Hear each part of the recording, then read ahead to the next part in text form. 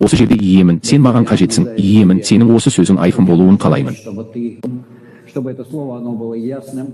Ол анық болу үшін, жүрегімізге қону үшін, тазаны арамнан айыруды үйренуіміз үшін. Шайтанды тану үшін иеміз, оны қандай үмітпен киінсе де тану үшін. Киелі рух бізді үйретсін, Құдайым. Бізді оған үйрет, сұр аймақтарда өмір сүрмеуіміз үшін, қасиеттілікте, әділдікте, ақиқатта, күш-қуатта жүруіміз үшін. Және барлық даңқ саған тиесілі. Әмин. Мен келесі қызмет туралы хабарландырудан бастаймын. Келесі қызмет келесі. Сенбіде болмайды. Бәрі басталады, бірақ дұға болады, бірақ мен болмаймын. Мен сол жаққа кетемін. Қанша уақытқа екенін білмеймін. Мүмкін 10 күндей Краснодарда болмаймын. Ал сондықтан ұшып келемін, яғни келесі жолы болмаймын. Ал содан кейін ұшып келемін. Әрі қарай уағыз айтамын, бұл бізде бүгін. Осы сөздің, осы уағыздың бірінші бөлігі. Ал содан кейін мен ұшып келемін, қашан екінші бөлігін уағыздаймын. Уағыздың атын сұр аймақтардың қарғысы немесе шайтанның ізі деп қойдым. Бүгін біз шайтан туралы айтатын боламыз.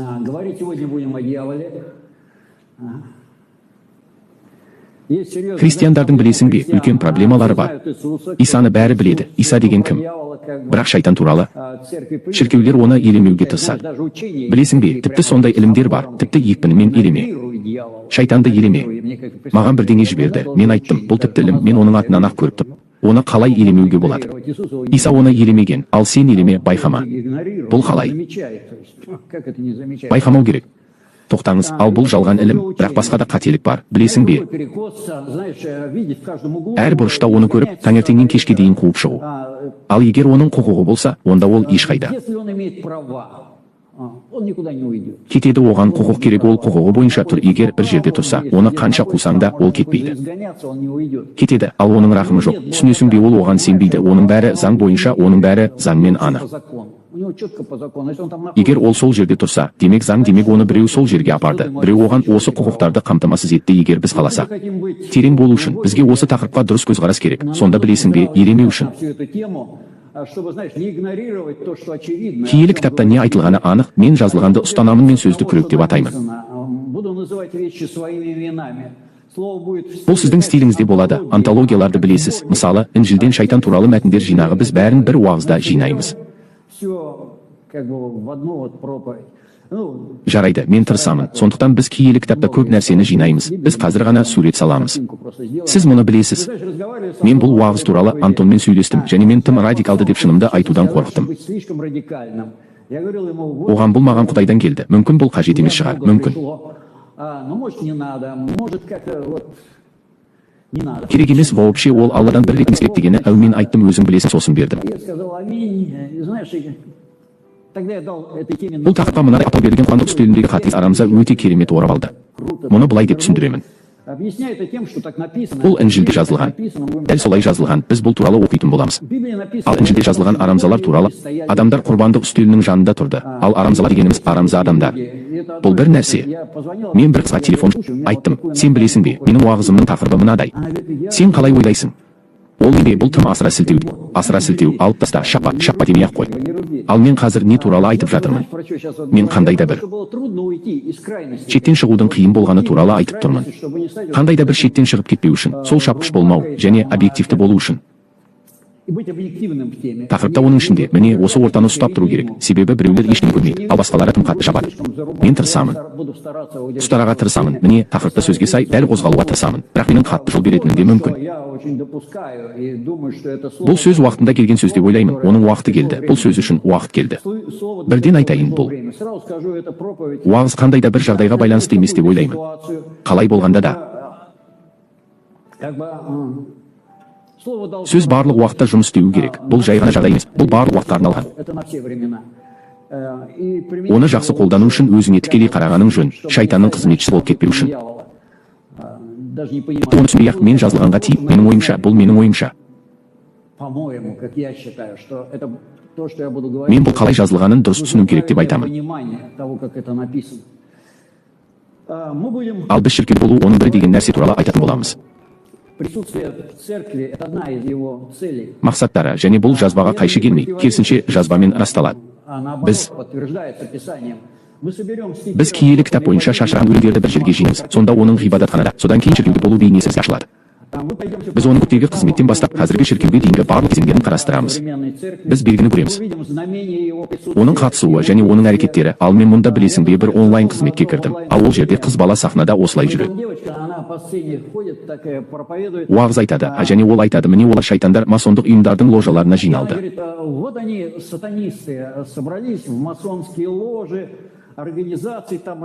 Ол жерде әртүрлі және тағы да бір ұйымдарға және біз шайтандардың бар екенін түсінуіміз керек олар.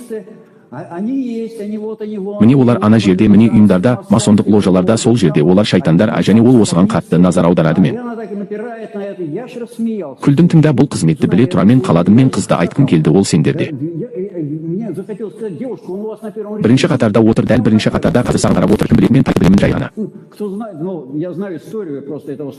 Мен оның осы қызметтің алдыңғы қатарында отырғанын білемін.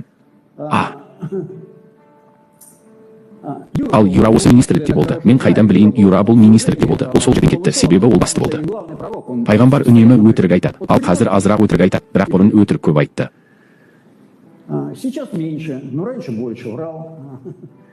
Ол халыққа қызметке қосылса, түтіндеп кетпейтініне уәде берді. Бәрі жануды тоқтатады, сізде таз жоқ. Әжімдер пайда болмайды, тек бізге қосылыңыз, барлығы соңғы пойызға мініңіз, мұнда уақыт қалды. Енді қосылыңыз, және ол бір жерден іздеп жатыр. Ана жерде, бұл шайтан, бір жерде ол сонда деген сияқты нәрселерді айтты. Оларда масондық ложаларда міне, осылай. Білесің бе, мен саған не айтқым келді, қыз сол туралы?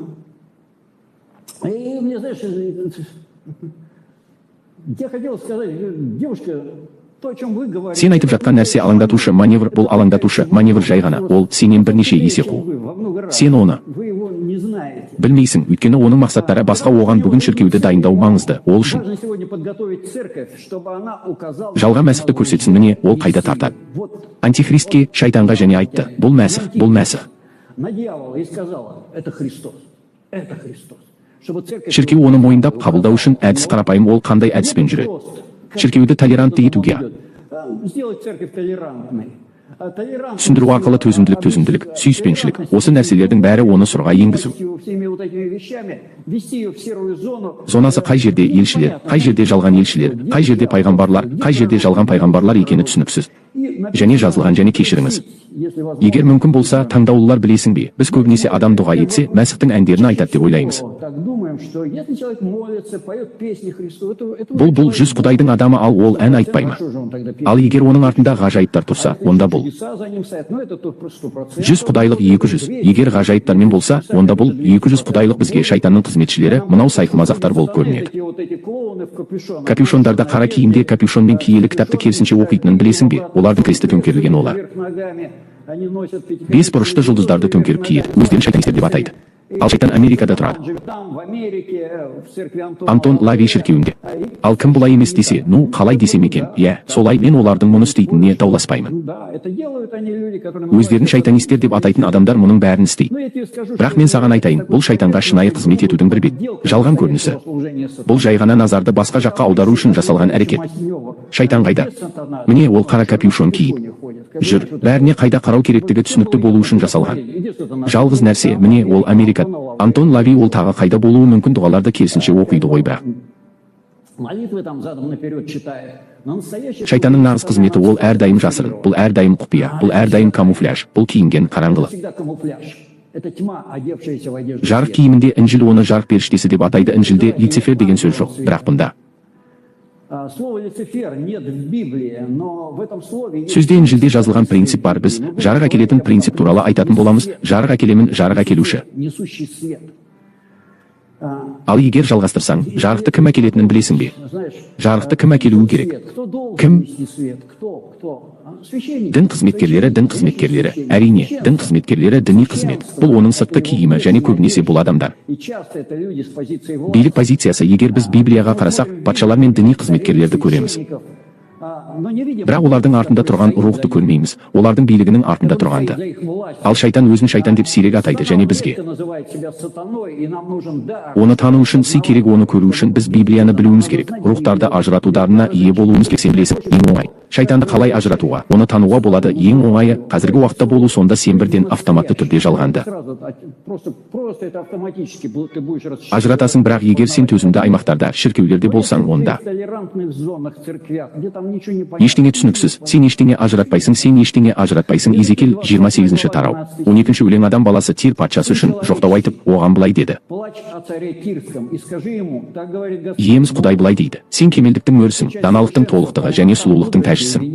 Біз көретін бірінші нәрсе шайтанның Тир патшасының адамында пайда болғаны. Тир патшасы физикалық прототипке айналды. Осы рухты сипаттау үшін жазылғандай басында шайтан даналық пен сұлулыққа ие болған. Ол бүгінде солай.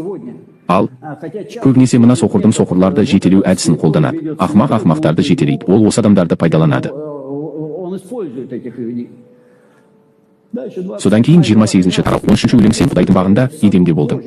Сенің киімдерің безен, әр түрлі асыл тастармен, рубин топаздары, алмас, хризолит, олар яшма, сапфир, карбункул, изумруд және алтын және барлығы шеберлікпен орнатылған. Ал сенің ұяларында және саған тізілген, сені жаратылған күні дайындалған. Сенің біріншісі, білесің бе маған шайтанның қай жерде екенін? Біз оны қайдан табамыз? Антон Лавейде емес, Құдайдың бағында. Құдайдың бағында біз бұл тіршілік иесі кемелді сұлулықпен жаратылғанын көреміз. Музыка және әрқашан әрі қарай біз оны Інжілден табатын боламыз. Құдай қай жерде болса, Құдай қозғалатын жерде. Құдай Езекииль 14-15 аят 28 тарау сол. Сені қорғау үшін майланған керубин едің. Мен сені сол үшін орнаттым. Сен киелі жерде едің. Құдай тауында отты тастардың арасында жүрдің. Жаратылған күніңнен бастап жолдарында мінсіз болдың, заңсыздық табылғанға дейін. Сенде заңсыздық бар. Әрі қарай біз бұл қорғау функциясы бар майланған періште екенін көреміз. Қорғау деген етістік. Покрывать собой бұл функциялар өздерінің майлауымен жабады. Олар одан ешқайда кеткен жоқ. Және бүгін Аян кітабы 12 тарау 9 аятта бұл функция қалды. Тек ол бұрмаланды делінген. Және херувим шайтан болған сияқты. Қорғау функциясы азғыру функциясына айналды. Бірақ ол бар. Ол оның Езекииль 28 тарауының 15-16 аятында жұмыс істейді. Сен жаратылған күніңнен бастап сенде заңсыздық табылғанға дейін жолдарында кемел болдың, сауданың кеңдігінен. Сенің ішкі дүниең өтірікке толып, күнә жасадың. Мен сені бас ретінде құлатпадым, тастамадым. Құдай таулары сені отты тастардың арасынан қорғаушы керубин қуып шығарды. Онда заңсыздықты көресің. Ол жоқ. Жаратылған, ол табылды, ал ол осы керубиннің еркінің таңдауы ретінде табылды. Оның еркіндігі болды. Еркін таңдау және оның ісі кемелді. Өйткені егер еркін таңдау болмаса, сен қалай бола аласың? Кемелдікті жасау мүмкін емес. Өйткені ол тек еркін таңдау арқылы ғана мүмкін болады. Иса былай дейді: кемелді болыңдар, бұл таңдау болу немесе болмау таңдауы. Иса болыңдар дейді. Ал біз таңдаймыз болу немесе болмау. Егер бұл таңдау болмаса, бұл керубин робот болар еді. 28 тарау 16 өлең. Саудаңның кеңдігінен ішің зұлымдыққа толды. Және сен күнә жасадың. Мен сені арам ретінде Құдай тауынан құлатпадым. Сені отты тастардың ортасынан қорғайтын керубин қуып шығарды. Мұнда байқау маңызды нәрсеге қараңыз. Ішің зұлымдыққа толды деп жазылған. Ішкі бұл емес.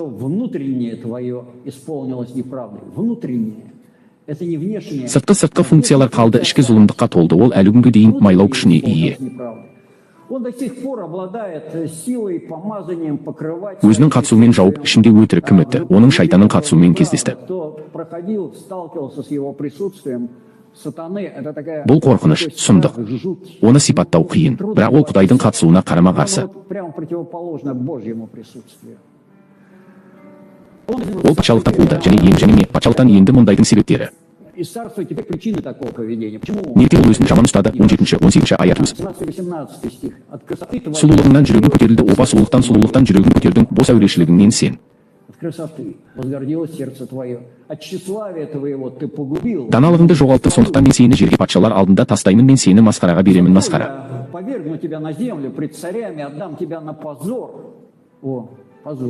Көптеген заңсыздықтарыңмен және саудадағы әділетсіздігіңмен сен өз қасиетті жерлеріңді ластадың. Мен сенің араңнан от шығарамын. Ол сені жеп қояды, сенің араңнан сені жеп қояды. Мен сені барлығының көзінше жер бетінде күлге айналдырамын. Сені көріп тұрғандар енді қараңыз, енді оған масқара тиесілі даңқ емес. Масқара ал оны осыған тәкаппарлыққа жеткізді оны. Даналығы елес даналыққа айналды, яғни ол дана болуы мүмкін, бірақ Құдайдың алдында бұл білесің бе, ол айтады. Әлемнің даналығының бәрі ақымақ, ол Құдайдың даналығын жоғалтты, ол мына әлемдік даналыққа айналды. Ақымақтық Құдай алдындағы ақымақтық, ал оның құлатылғаннан кейінгі қызметі, қасиетті орындарды қорғау, және бір күні ол болады. Оны көріп тұрғандардың көзінше күлге айналды, бір күні біз мұның бәрін көреміз, сонда бұл Тир патшасымен болды. Бірақ бұл болатын шайтанның пайғамбарлық бейнесі, жарайды, әрі қарай, міне, осы сот. Біз шайтанның тарихын оқыдық, міне, керуптен шайтанға дейінгі процесті, немесе жолды, және оның соңын сипаттайтын ең басы, осы өзгеріс қалай болады, неден? Басталып, неге әкеледі? Міне, шайтанның пайғамбарлық бейнесі адамдағы патша арқылы көрсетілген. Кир патшасы нақыл сөздер. 16 тарау, 18 тармақ, жойылудың алдында тәкаппарлықпен құлау. Мен мендік. Міне, шайтанның ойлау жүйесіне ие болған тағы бір адамның сипаттамасы. Шайтанның пайғамбарлық прототипінің прототипі болып табылады. Бұл Бабыл патшасы туралы жеңісті ән, ол иеленген. Тір патшасымен ұқсас ойлау мен қасиеттер Езекиилдің 28 тарауында сипатталған. Бұл адамдардың ойлауы шайтанмен бірдей болды. Бұл рухани ұлдық музыка болды. Библия бізге адамдардың әрекеттері олардың рухани әкесін көрсететінін үйретеді. Бұл қағиданы біз кейінірек Исаның қай жерде екенін көреміз. Фарисейлерге айтады: сендер шайтанның балаларсыңдар, өйткені сендер әкелерің сияқты ойлайсыңдар және әрекет етесіңдер. Рухани әке болу көбінесе, мысалы, Израильдің ең тақуа патшаларының бірі және Изекия ең көп туды. Залым патша Манасия ол пайғамбар Исаяны арамен жартылай аралап өлтірді. Қазір біз оқитын боламыз, ал Исайя 14 бап, 11-15 өлең. Тозаққа түсірілді сенің тәкаппарлығың, барлық шуымен сенің астыңа құрт төселеді, және құрттар сенің жамылғың қалай құладың сен.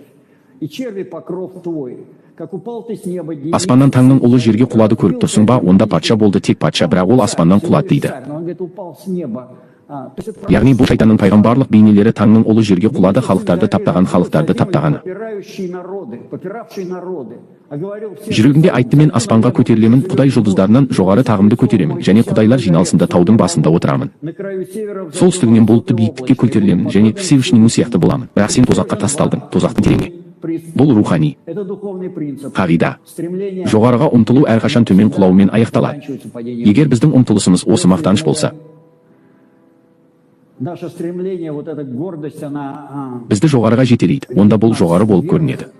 Шындығында бұл бір күні төмен болып көрінеді. Ал осы қасиетке ие адамдар, олар жоғарыдан төмен қарай оның жолымен жүруі сөзсіз, өйткені мақтаныштың ақыры құлау. Құдаймен бетпе-бет келеді, және бұл бетпе-бет келу әрқашан жеңіліспен және масқарамен аяқталады. Бұдан шығу жолы біз үшін бұл мойынсыну. Ал 2 Паралипоменон 32 тарау, 26 аят. Бірақ қалай мойынсынды? Езекия жүрегінің мақтанышымен өзі және Иерусалим тұрғыны, сонда оларға жаратқанның ашуы бір тілде келмеді. Бұру. Міне, мойынсыну оны бұралады. Яғни, егер біз мақтанышты мойынсынумен алмастырсақ, біз мойындаймыз, ашу өтіп кетуі мүмкін. Ал тәкаппарлық бұл әрқашан шайтанның қаруы, білесің бе, бізді алдау үшін. Құдайдың астында ол бізді тәкаппар етеді. Біз Құдайға қарсы шығып, одан зардап шегуіміз үшін, өйткені Құдай тәкаппарларға қарсы тұрады. Осия деген патша болған, білесің бе, Құдай үшін көп нәрсе жасаған. Көп нәрсе жасады. Дұрыс. Армия, егіншілік. Көп нәрсе жасады. Сіз мұны оқи аласыз.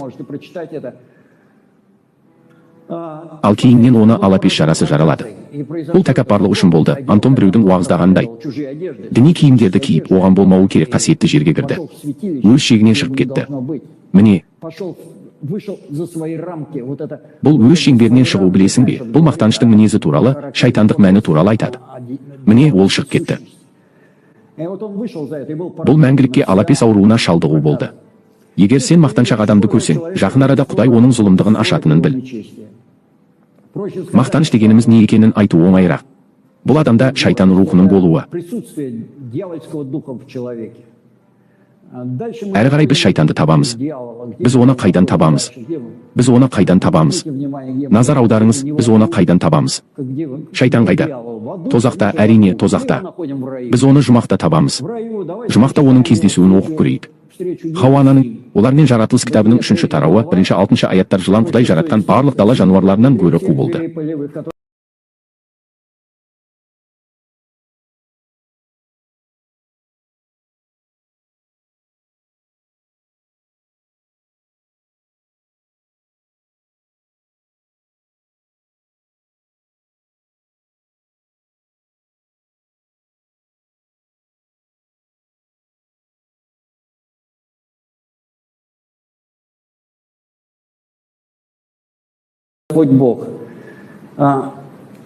Сонымен шайтан өз істері үшін кімді таңдайтынын көруге болады оған керек. Мінез белгілі ақыл ой құрылымы, мұнда оның жыланды айлакерлігі үшін таңдағанын көреміз. Жыланның мінезі сипатталған ал. Ол ең айлакер болған, яғни білесің бе бұлтару қабілеті. Егер сіз бұлтара алсаңыз сіз таңдаласыз, бірақ Құдай емес шайтанмен. 100 және жылан әйелге айтты, Құдай шынымен де барлық ағаштан жемеңдер деді ме? Жұмақта қазір көреміз, білесің бе, қазір оқимыз, назар аударыңыз, міне Құдай таңдайды, иә. Шайтанды қулық үшін, және адамдар бірден қалай бастайды, оларға бұл бұлтару функциясы келеді. Және жылан әйелге, Құдай сендерге расында да жұмақтағы ешбір ағаштың жемісін жемеңдер деді ме? Деді. Оның әдісі әрқашан Құдайдың айтқанына келсек. Және әйел жыланға, біз ағаштардың жемісін жей аламыз, тек жұмақтың ортасындағы ағаштың жемісіне келсек, Құдай, оларды жемеңдер және оларға тимеңдер, әйтпесе өлесіңдер деді. Және жылан әйелге, жоқ, өлмейсіңдер. Бірақ Құдай біледі. Қай күні одан дәм татсаңдар, көздерің ашылып, жақсылық пен жамандықты білетін Құдайлардай боласыңдар деді. Және ол көзге жағымды. Және әйел ағаштың тамаққа жақсы екенін, және көзге жағымды екенін, және білім беретіндіктен қалаулы екенін көріп, жемісін алып жеді және күйеуіне де берді, ол да жеді. Міне оның тамаққа дәмді екенін қайдан білгенін білесің бе? Тамақ үшін жақсы, оны татып көрдің бе?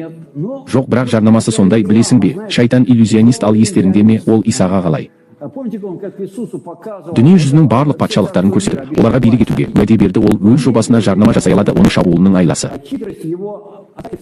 Оның адамға тікелей бағыттамауында, ол адамға тікелей шабуыл жасамады, ол оған шабуыл жасай алмады. Адам оны бірден мойындар еді, ол әйелі арқылы әрекет етті, оны мойындамайтын жерде ол жасырынды. Сондықтан мен әрқашан айтамын, ол бәрінен де жақсы жасай алады. Ол камуфляж жасырыну, міне оның тақырыбы. Ол мұнда әйелінің артына жасырынды, шайтанның әдісі. Жасырынды Хауаға ол жылан кейпінде келді, ал адам әйелінің кейпінде, ол өзінің камуфляжын өзгереді. Бұл байланысты. Адам ашық адамға, сіз адамның Еваның ұсынысын тіпті есіне де алмай қабылдағанын байқадыңыз ба? Құдай оған егеді, шайтан жарнаманы ғана жасап қоймай, оны ұсына да біледі, бірақ сіз үшін адамдар арқылы. Сіз ашықсыз, сіз де күмәнсіз қабылдадыңыз, және бәрі сондықтан Інжіл бәрін сынақтан өткізіп, жақсылықты ұстаңыз дейді. Бәрін сынақтан өткізіңіз, адамды сынақтан өткізіп, содан кейін оны ұстаңыз. Антон осы аптада кіріп кеткенін білесіз бе? Орталық сонда босатуда қызмет етті. Мен бұл уағыздың жобасымен бөлістім. Әдетте олай жасамаймын, бірақ бұл жерде мен айтамын, тыңда, міне осылай деді. Ол Олег, шәкірттердің қалай ауылды өртегісі келгенін есіңде? Айтады, шәкірттердің ауылды өртегісі келгенін есіңде ме? Мен есімде дедім. Ол міне ауылды өртеме деді. Білесің бе, уағызда әділ рухтан әрекет етемін. Мен түсіндім дедім. Тақырыпты білетіндер бірден түсінді. Түсінесің бе, біз бір тілде сөйлейміз, бізге бәрінің керегі жоқ. Ол бірден ауылды өртеме деді. Мен ол не тура, бәрі неге бір әкенің балалары, бір рухтың балалары?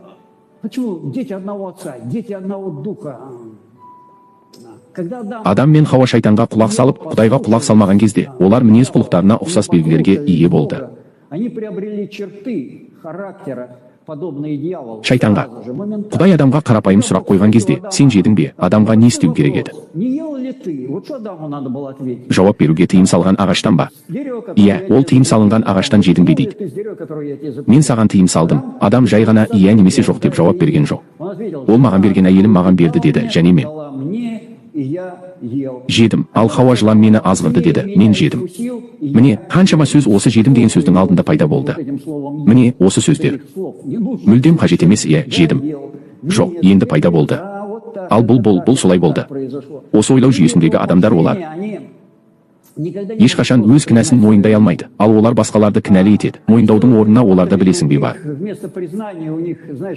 Неліктен олар осылай өмір сүреді? Неліктен олар бұлай жасады? Неліктен олар бұлай істейді деген ұзақ түсініктеме бар. Міне, бұл қазірдің өзінде жыланның айлакерлігінің көрінісі. Ал енді неліктен екенін анықтап алайық. Шайтанның болуы жұмақта рұқсат етілді. Құдай адамдарды оның әсерінен қорғай алмады ма? Неліктен Құдай рұқсат берді? Хауа анаға оның жарнамасын және өзіне жала жабуын тыңдауға, ал шайтанның болуы балама мүмкіндігі бұл.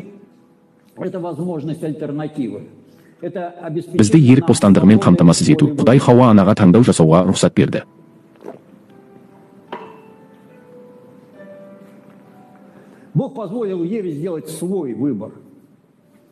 Тек қарама-қарсы нәрсенің болуы бізге таңдау жасауға мүмкіндік береді. Шайтан болмаса таңдау да болмас еді. Шайтан бізге еркін таңдауды қамтамасыз етеді. Біз Сатан мен Ионың арасында таңдау жасамаймыз, ол солай жасайды, түсінесің. Шайтан мен Құдайдың арасында. Біз үшін мұндай таңдау айқын болады. Кімді таңдайды? Шайтан. Қандай бар? Әрине, бірақ әртүрлі бар. Бірақ қалыпты адам үшін бәрі бірден түсінікті. Біз білесің бе, біз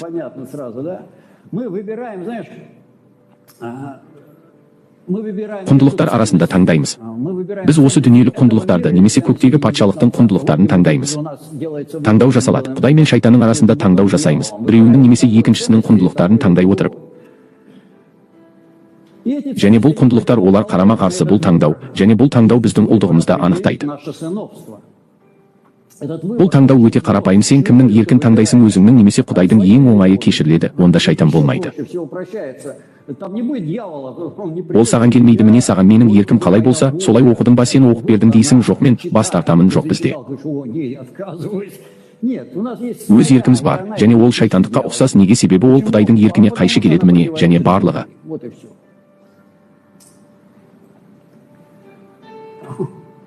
Білесің бе, бұл таңдау өте қарапайым. Сен өзіңнің немесе Құдайдың еркін таңдайсың, біз шайтанның еркін автоматты түрде таңдамаймыз. Ол жай ғана автоматты түрде біздікімен сәйкес келеді, өйткені Құдайдан бас тартуды білдіреді. Егер сен мен айттым таңдасаң болады. Өз қалауыңмен өмір сүруден бас тарттың, Құдайдың еркінен бас тарттың. Бұл шайтанға өте ұнайды, өйткені ол өзі де солай. Ол өзінің қалауымен өмір сүрді, және әлі күнге дейін солай өмір сүріп жатыр. Еврейлерге 3:15 әлі күнге дейін бүгін оның дауысын естігенде жүректеріңізді қатайтпаңыздар делінгенше. Оның дауысын естігенде жүректеріңізді қатайтпаңыздар, наразылық кезіндегідей. Ал жағдай ескі өсиетте болды. Бірақ бұл қазіргі шіркеуге, жаңа өсиет шіркеуіне айтылады, еврейлерге жолдау, ал бұл дүниеге жазылмаған. Құдай халқына және жаңа өсиет шіркеуіне жазылған. Яғни біз оның дауысын естігенде неге жүректеріңізді қатайтпайсыздар?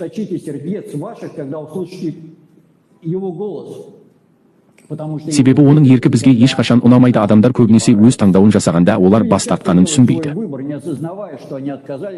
Құдайдың еркінен және өз жолдарымен кетті. Өйткені біз өз жолдарымыз, бұл біздің жолымыз деп ойлаймыз. Мен өзіме не жақсы екенін жақсы білемін. Түсінесің бе? Маған не жақсы екенін кім біледі? Әрине, мен, яғни шайтанның айлакерлігі ол. Хауаның ойлау қабілетіне енгізген өзі үшін не жақсы екенін өзі біліп шешуі керек, міне осы. Музыка бұл қағида қаншалықты жиі және көп біз өзімізді таңдасақ, соғұрлым жиі өз таңдауымызды жасаймыз. Ары қарай біз Құдайдан бөлек біз басқаша болуы мүмкін емес. Шайтанның басты мақсаты біздің арамыздың бөлінуі. Құдаймен ал оның әдісі біздің жолымызда қаншалықты жақсы болатынымызды жарнамалау. Ол айтады, тыңда өз жолында бәрі керемет болады, таңда ал, білесің бе, яғни біз қарадық.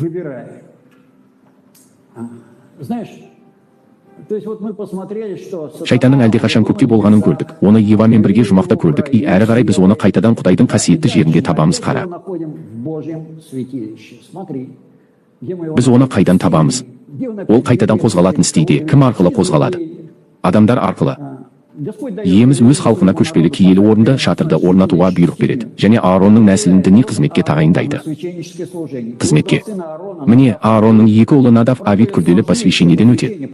Бұл 8-9 тарауды оқыңыздар. Левит кітабы. Ол жерде тіпті оқу қиын. Оқу қиын. Олардың бәрінен тіл күрмеледі. Өтті. Ал олар шатырда қызмет ете бастайды. Тек шатырда қызмет ете бастайды. Міне, олар қызмет ете бастады. Олардың посвящениесінен кейін жаратқанның даңқы көрінді. Ол көзбен көрінетін түрде келді. Осы Құдайдың даңқын көрді, олар қызмет ете бастайды. Балалар, қызмет етіңдер. Онда не болып жатыр? Ал Левит кітабының 10-шы тарауын оқып отырмын, 1-3 өлең. Надав пен Авид, Ааронның ұлдары, әрқайсысы өз ыдысына от алып, оған хош иісті түтін салды.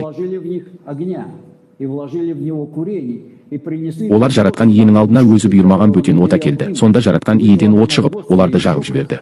Олардың көздері өлді. Жаратқан иенің алдында Мұса Ааронға былай деді: жаратқан ие маған жақындағандар арасында айтқан сөзі осы: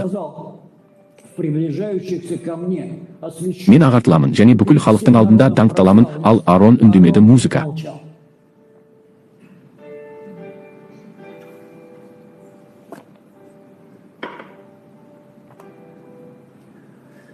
Бізге балалардың бірдеңе істегені түсінікті, бірақ әзірге неге өртеніп кеткені, не істегені, ол қайда екені түсініксіз. Олар қайдан келген отты алды, әзірге ештеңе түсініксіз. Ал қай от туралы айтылып жатыр? Ары қарай Құдай Ааронға діни қызметкерлер үшін өсиет береді. Левилер 10-шы тарау 9-шы өлең.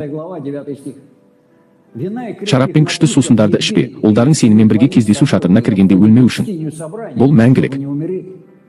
Ұрпақтарындағы ереже. Сөйтсек, Надав пен Авид мас болыпты. Мас адам тазаны арамнан ажырата алмайды. Ал шарап туралы білесің бе, ол автоматты түрде жұмыс істейді. Біреудің әйеліне қарауға мәжбүр етеді. Ал маған қашан?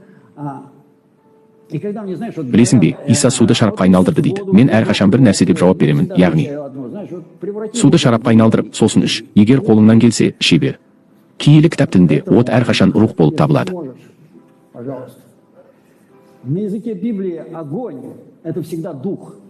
Бұл әрқашан рух. Надав пен Авид бөтен от әкелді, киелі жерге бөтен рух әкелді.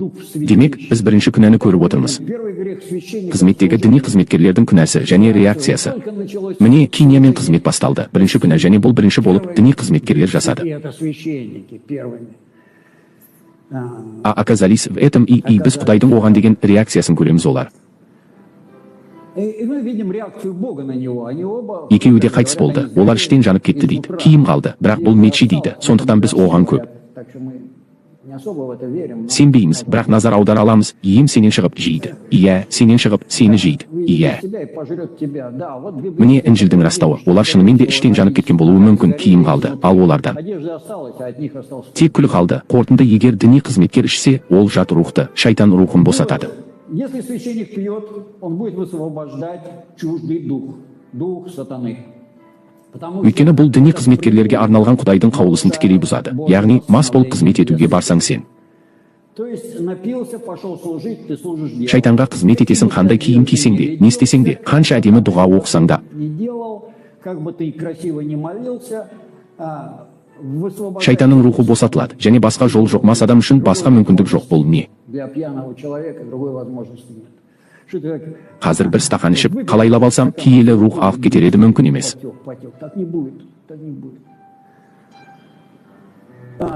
Шайтанның терідегі келесі көрінісі, бұл қайтадан діни қызметкердің ұлдары. Діни қызметкер Илия бұл өтіп кетті. Осыдан кейін көп уақыт өтті. Жүздеген жылдар Өфнифинес. Назар аударыңыз, қазірдің өзінде байқауға болады. Шайтан әрқашан діни қызметкерлер арқылы қасиетті жерге кіреді, және бұл оны сол жерге тартады. Ол жерде бал жағылғандай. Жарық пен қасиеттілік әкелуі тиіс болғандар арқылы, дәл солар арқылы ол жұмыс істейді. Ал біз мұны қарастырамыз. Міне, бүкіл Інжіл тарихында бұл солай. Бірінші патшалық, екінші тарау 12-14. Өлең Илияның ұлдары жарамсыз адамдар еді. Олар Құдайды және халыққа қатысты ұзақ діни қызметкерлерді білмеді. Опа, діни қызметкердің ұлдары діни қызметкерлер жарамсыз болды. Неге? себебі олар орындады. Потому что не исполняли написанного Халыққа қатысты өз міндеттерін алып, есіңізде ме, мен бірінші атауы туралы айттым. Я говорил про первое название этой Бұл уағыздың жарамсыздары құрбандық шалатын орында, міне, олар біреу құрбандық шалған кезде, діни қызметкердің баласы қайнату кезінде. во время варения мяса Ет қолында шанышқымен келіп, оны қазанға немесе кастрюльге немесе табаға немесе қазанға салды, және сіз шанышқа. или в горшок. И что вынет вилка, то брал... Сондықтан діни қызметкер өзіне алды, олар Исраилді іздеу үшін сол жерге келген барлық исраилдіктерге осылай жасады. Искать Господа. Два сына Бас діни қызметкердің екі ұлы құрбан шамады, бірақ емізге лайықты болды, оларды өздеріне алып кетті. положены Господу, а мне забирали их себе на глазах у... Барлығының көзінше, және адамдар мұны көргенде, олар айтты, иә, бұл киелі шатырда қандай құдай болуы мүмкін еді. Пошли отсюда. Осы жерден білесің бе, бүгін көптеген адамдармен кездестім. Міне, олар шіркеуге келгенде, және адамдар келеді, және Люди приходят, видите, вот там... олар шелек ұшып бара жатқанын көреді. Қызмет кезінде 3 рет олар айтады, жарайды. Тыңда, бұл касса жарайды. Сен не бұл? Бизнес бұл бизнес, және олармен енді сөйлесуге болмайды. Олар айтады, иә, біз сендер туралы бәрін білеміз. Сендерде не бұл? Жатыр бәрі. Ал діни қызметкерлердің екінші күнәсі күмсұмарлық бүгін құрбандықтар қалай шалынады. Так как сегодня приносится деньгами. Ақша содан оларды ешкі мен қошқарлар бүгін ақшамен әкелді. Негізі солай, бүгінде ақшаға деген махаббат. Сегодня это серебролюбие. Первое царство. Бірінші Самуил 2 тарау 10 тармақ, бұл жігіттердің күнәсі өте ауыр болды. Грех этих молодых людей был весьма велик. Ең злабында олар, өйткені олар жатқан ең құрбандықтарынан бас тартты. Олар адамдарды Алладан алсатты. Они отвечали людей от Бога своим поведением. Сіздің өз құлқыңыз арқылы, сіздің қызметіңіз арқылы сіз білесіз, қызмет тек Құдайға тартылып қана қоймайды. Сонымен қатар кейбіреулер қызметтері қарап тұрып айтады, жоқ, Құдай қайда? Бірінші патшалықтың 2 бабы 22 тармақ дейді. Второй стих. Или же был Немесе ол өте қартайып кеткен еді, және оның ұлдарының бүкіл израильдіктермен қалай әрекет ететінін, және олардың ұйықтап жатқанын естіді. что они спят с женщинами. Жинал шатырының кіреберісінде жиналған әйелдермен. Ол қалай десеңші? Это как вообще, ну? Или все Не бәрін білетін, бірақ оларды осы үшін жұмсақ ұрысып, жақсы емес деп айтты. Ой, адамдар сендер туралы жаман. Хорошее про вас рассказываю. Айтады. Оларды бастарынан сипағандай ұрысты. Так, по головке поглаживая. И вот он... Міне, діни қызметкерлердің үшінші күнәсі азғындық. Священник, Ал қазір айтшы маған, сұрақ қояйық. скажи мне, вот сейчас вот давай зададимся вопросом. Зачем было... Неге мұны киелі шатырдың кіреберісінде жасау керек еді?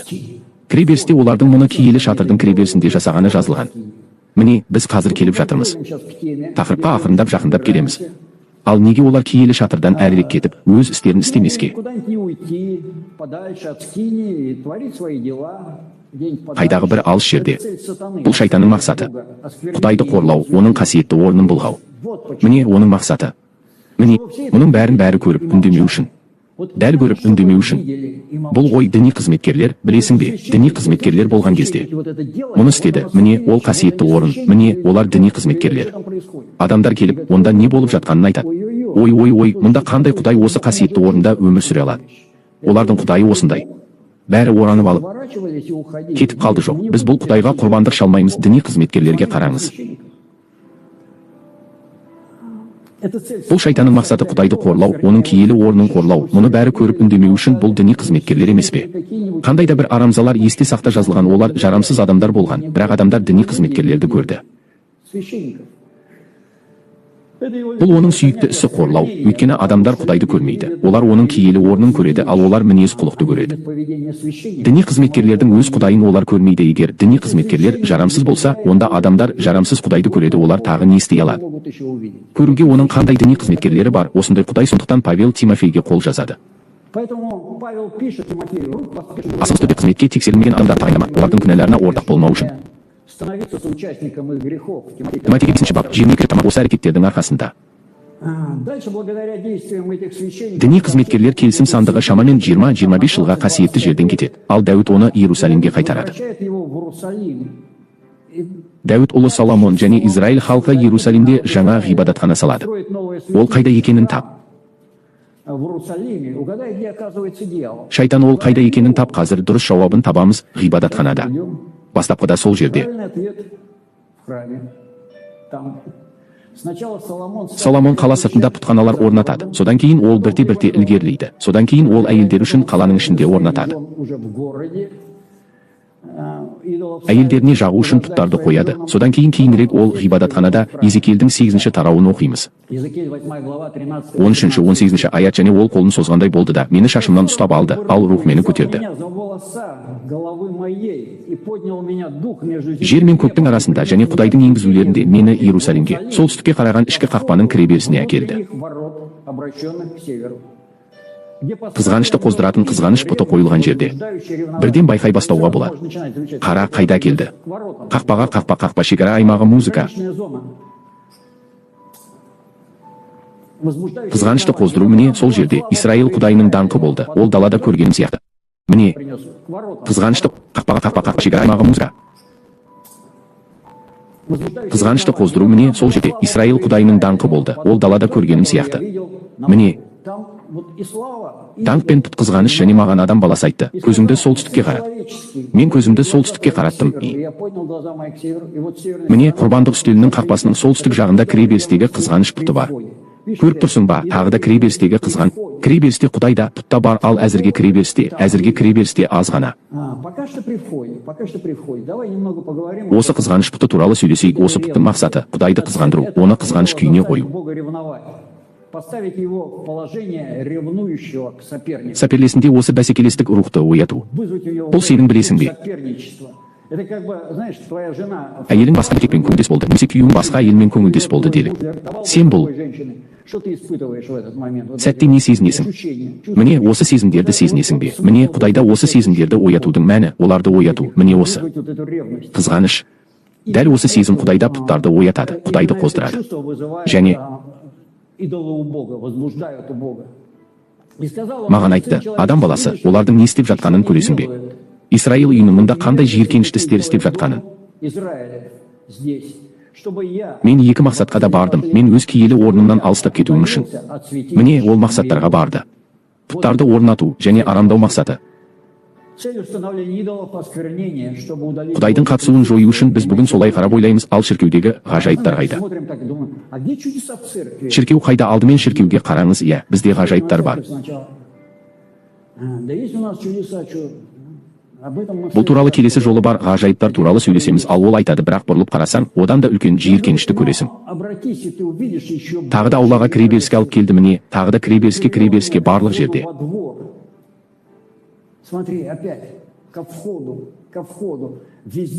Ол болып шықты. Бұл сұр аймақ. Міне осы сұр аймақта кіреберісімен қарадым. Міне қабырғада саңылау бар. Маған адам ол айтты. Қабырғаны қаз. Мен қабырғаны қаздым. Міне бір есік бар. Маған кір деді. Тағы да есік. Сіз есікті байқадыңыз, және сіз маған кіріңіз, және олардың осында істеп жатқан жиіркенішті істерін көріңіз дедіңіз. Мен кірдім. Мен үйдегі бауырмен жорғалаушылардың, арам жануарлардың және әртүрлі пұттардың әртүрлі бейнелерін көремін. Айналаның қабырғаларында Исраил жазылған, ал 70 күйеуі қандай маскүнемдер жоқ. Олардың алдында Исраил әулетінің ақсақалдары тұрады. Олардың арасында Шафан ұлы Езана да бар. Олардың әрқайсының қолында өз кодиласы бар, қалың. Қош иісті бұл төбеге көтеріліп, маған көрдің бе, адам баласы, ақсақалдар үйде не істейді? Қараңғылықтағы Израиль. Міне шайтан қараңғылықтың орны әрқайсысы өзінің боялған бөлмесінде. Ол бөлек, білесің бе, әрқайсымыздың өз қараңғылығымыз, өз бөлек бөлмеміз бар. Міне сен онда не істейсің? Міне Құдай оған қарайды. Міне шайтанға қызмет ету. Сыртқы жағынан бұл ғибадатхана, әр адамның қолында түтіндеткіш бар. Бұл қараңғыда код жазатын рухани биліктің белгілері, яғни бұл олардың ішкі қызметі, бұл олардың қызметі. Өздерінің әсем бөлмесіндегі рухы, олардың жүрегінде, ал қабырғаларында табынатын пұттары салынған. Деле сыртқы көзбен қарасаң, егер Құдай көрсетпесе, мұның бәрін ғибадатханаға келген пайғамбары көреді. Адамдар жүреді, діни қызметкерлер, бәрі қалыпты жігіттер. Кадят кімге? Кадят әрине Құдайға. Олар ой, Құдай храмында, бірақ көріп тұрсың ба, бәрі сәл күрделірек, және олар өз әрекеті болып жатыр деп ойлайды. Жасырын түрде, бірақ Құдай көріп, мұны өз пайғамбарларына көрсетеді. Маған бұрылып, олардың қандай үлкен жиіркенішттілік жасайтынын көресің деді. Олар маған жасайды. Мені қайтадан еміздің үйінің қақпасына кіреберісіне алып келді. Қайтадан қақпа, қайтадан сұр аймақ. Ол солтүстікке қарай. Міне фамуз үшін жылап отырған әйелдері отыр. Маған, адам баласы, көріп тұрсың ба, бұрыл деді. Тағы да үлкен жиіркенішттілік көресің. Мен фамуз деген кім деп қарадым. Мен қарадым, бұл шығыс құдай екен. Вавилондық пұтқа табынушылық, Вавилондық құдай. Қараша, ол қандай? Ол Вавилондық құдай қандай? Оның қандай тарихы бар? Оны өлтірді, бірақ ол қайта тірілді. Олар оны осы құдайдың өмір ұлы деп те атады. служение... Бұл әйелдердің қызметі осы Вавилон құдайының өлімімен қайта тірілуін тойлап, мерекеде жылау болды. Олар оның өлімімен қайта тірілуін тойлады. Бұл Мәсіхке қарсы екені бірден көрінеді. Мәсіхке қарсыға табынушылық сол кезде ғибадатханада болған. Шайтанда әрқашан құдайдың қозғалысына жалған нәрсе бар. Әрқашан ол сол кезде де болған. Иса әлі көрінбеген, бірақ міне мынау Вавилонның жалған көрінісі. Бұл бұрыннан бар еді, өмір ұлы тарихы қайтыс болды, тірілді. Музыка және мені Тәңір үйінің ішкі ауласына кіргізді. Қараша, ақыры ол кіріп келеді. Тәңір үйінің ішкі үйіне кірген сияқты. Міне, енді бәрі Тәңір храмының есігінде есіктер қайтадан. Кіреберіс пен құрбандық үстелінің арасындағы сұр аймақтағы есіктерде 20-ға жуық ер адамдар арқаларын ғибадатханаға беріп тұр. Тәңірге ал беттерін шығысқа қаратып, күнге қарай еңгеріп буферлік аймақтың қалай кеңейіп жатқанын көріп тұрсың ба? Есіктер мен құрбандық үстелінің арасында ол ішке кіріп кетті. Ол қазірдің өзінде іште, ол жай ғана есіктерде емес, ол қазірдің өзін. Есіктермен және құрбандық орнымен ол құрбандық орнына барады, ол сонда ұмтылады. Және маған айтты, көресің бе ұлым? Адамзаттың Иуданың үйі аз ба? Мұндай жиіркенішті істерді істеуге. Олар мұнда істейді, бірақ олар әлі де жерді толтырды. Зұлымдықпен және мені қатты ашуландырады. Міне олар бұтақтарды мұрындарына апарады, сондықтан мен қаһармен әрекет етемін. Қаһар, бұл Құдайдың осындай ауыстыруларға деген қатынасы. Ғибадатханада осы қызмет ауыстырылған кезде Құдайға табынудан оның киелі орнында болып жатқан пұттарға табынуға Құдай өзінің киелі орны үшін қызғанады. Ал естеріңізде ме, қашан Иисус ғибадатханаға келді? Ғибадатхана қарақшылардың ұясына ұқсас еді. Бұл туралы жазылған. Ал шайтан әрдайым араластырады, білесің бе, өзіңдікін. Қызмет ету Құдайдың қозғалысында ол әрдайым араластырады. Міне, қараңызшы, не болды? Иоанн 2-ші тарау 13-16 аят. Яһудилердің пасхасы жақындап қалды, Иисус келді. Аха, Иисус Иерусалимге келді де, ғибадатханада өгіз, қой, көгершіндер сатылып жатқанын көрді. Ақша айырбастаушылар отырды. Құдай ғибадатханасындағы бизнес. Қазіргі адамға Құдайдың ішіндегі бизнес қаншалықты таныс? Ғибадатханада қамшы жасап, ғибадатханадан бәрін, сондай-ақ қой мен бұзауларды қуып шығарды және ақшаны. Миновщиков шашыратты, ал үстелдерін аударып тастады. Біз Исаны жалғыз рет көреміз. Қаһарланып, ол өз храмын тазартатын қамшымен әрекет етеді. Және көгершіндерді сатушыларға, мұны алып тастаңдар. Бұдан әкемнің үйін сауда үйі етпеңдер. Біз Исаның барлық жерде жұмсақтық пен кішіпейілділік танытатынын көреміз, бірақ мұнда ол қаһарды қамшымен көрсетеді, өйткені ол әкесінің үйін тазартады. Міне, қарашы, олар басқа жерде сауда жасай алмады. Сауда жасай алатын еді. Бір жерде базар ұйымдастыруға болар еді. Бұл үшін арнайы ыңғайлы болар еді. Және бәрі осы базарды білетін еді. Және ол жерге кіретін еді. Жоқ, оны ғибадатханада ұйымдастыру керек еді. Сол сияқты әйелдер басқа жерде ұйықтай алмады ма? Жоқ па? Ғибадатхананың жанында кіреберісте болу керек пе? Жоқ па? Надафагют басқа уақытта демалыс күні іше алмады ма? Жоқ па? Музыка ала алды. Ала алды, бірақ мақсат әрқашан қасиетті жерді қорлау және Құдай үйін шайтанның бейнесімен ұқсастығы бойынша қызмет етуге айналдыру. Оның рухын тарату және Құдай рухын қасиетті жерден алып тастау үшін. Міне, оның мақсаты бүгін қайда бара жатқанын сезесіз бе? Руханилар үшін олар рухани соғыстың қайда ауысқанын сезеді. Осы жазба орындары арқылы қабылданбай ашылады. Оның мақсаты Құдайдың қасиетті орнын ешкімге қызмет етпейтін сұр аймаққа айналдыру. Мақсат Құдайға қызмет етуді өзіңізбен араластырып, оны сұр аймаққа айналдыру. Сондықтан ертелі кеш қызметте Иса өзінікі деп санайтын, ол қамшымен келіп, осы тазартуды жасайды. Патшалықтардың 3-ші тарауы 2-20. 2-ші тарау патшалықтардың 3-ші кітабы, 22-ші тарау 48-50 өлең. Жосафат алтын алу үшін теңізге жүзу үшін кемелер жасады. Бұл Яһуди патшасы Жосафат, бірақ олар тіпті емес. Өйткені олар Яцен-Гагерде қирады. Сонда Ахаптың ұлы Ахозия Асафатқа, бұл Исраил патшасы, менің қызметшілерім барсын деді. Сенің қызметшілеріңмен кемелерде, бірақ Исафат келіспеді және әкелерімен тыныштық тапты, ал әкелерімен бірге жерленді. Өзінің әкесі Дәуіттің қаласында, ал оның орнына оның ұлы Йорам патшалық етті. Киелі кітап Йосафаттың іс-әрекетін атап өтті. Ол өзінің қызметін Махабаның қызметімен біріктіруге келіспеді. Ол сұр аймақ әрқашанда болатынын білді. Қарғыс Иосафат қаржылық сәтсіздікті таңдады, ал қалай болғанда да.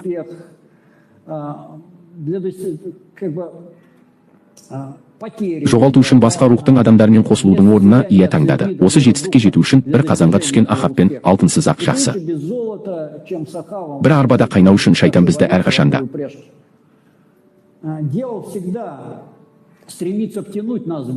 рухани сұр аймаққа, келісімге тартуға тырысады. Ал Соломон Иерусалимге ғибадатхана тұрған жерге пұтханалар орнатты. Ал адамдар бұрын Иерусалимге тек Құдайға ғибадат ету үшін ғана емес, сонымен қатар басқа табыну орындарына да бару керек еді. Тағы да Иерусалимге, оның ұлы Раваам тіпті Израильді екі мемлекетке бөлді. Яһудия, онда ғибадатхана болды. Израиль, ал онда Йехова Құдайдың ғибадатханасы және астанасы бар Израиль. Самария, онда бұзаулар тұрды және онда 10 ру табынды. Онда 10 ру болды, онда көпшілік болды. Дұрыс емес ілімде және қызметте адамдар көп болды. Онда 10 ру болды, ал екеуі ғана Йеховаға адал болып қалды. Міне тек 2 ру ғана Сүлейменнің ұлы Равамның билігінде қалды. Исаға жолыққан самариялық әйелді есіңізде ме? Және бірінші сұрақ, қайда табыну керек? Қайда дұрыс табыну керек? Ол айтады, сіздің әкелеріңіз онда, біздікілер. Мұнда неге? Міне бұл музыканы бөлу шайтанның әдісі жасау, және бұлар не үшін?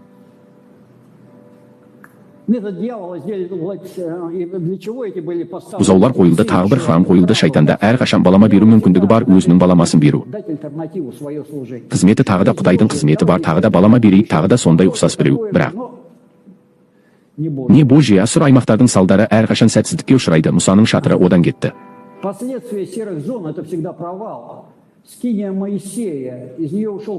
Ирия мен Офнидің ұлдарының іс-әрекеттерінің арқасында келісім сандығы Офниесі. Әйелдермен жатып, құрбандық шалу заңын бұзғандардың арқасында Сүлеймен ғибадатханасы капишалардың арқасында қирады. Иерусалимде салынған екінші ғибадатхана Равель үшін, діни қызметкерлердің пұттарға табыну үшін Құдайдың даңқы қалдырды. Құдайдың даңқы қалай кеткені сипатталған менде уағыз бар, ал киелі рухтың қайтып оралуы. Ғибадатханаға оралу, менің ойымша Құдайдың даңқы туралы айтылады, кейін Иса оған келеді осы. Именімен бичом ғибадатхана және бәрі ғибадатхана деп атаған нәрсе, ал Иса қарақшылардың ұясы деп атайды. Бәрі ғибадатхананы айтады, бұл қарақшылардың ұясы. Ғибадатхананың әрқашан құрылысшысы және әрқашан қиратушысы болады. Екеуінде де жағдайда бұл әрқашан Құдай, Құдайдан басқа ешкім ғибадатхананы қирата алмайды. Ол оны мағынасын жоғалтқан кезде қиратады. Өзінің мәні мен мақсаты. Ол өзінің сұр аймаққа айналған ғибадатханаларын салады және қиратады. Пұтқа табынушылар сұр аймақтың осы рухани заңын жақсы білді. Ғибадатхананы физикалық түрде қирату міндетті емес. Оны сүр ету аймақ. Қирау автоматты түрде келеді. Олар жай ғана өз пұтындарын қойды, ал қирау соның салдары болды. Бүгін біз айтқан нәрселердің қысқаша мазмұны шайтан Құдайдың қатысуы бар ғибадатханада арамдау мақсатында жұмыс істейді.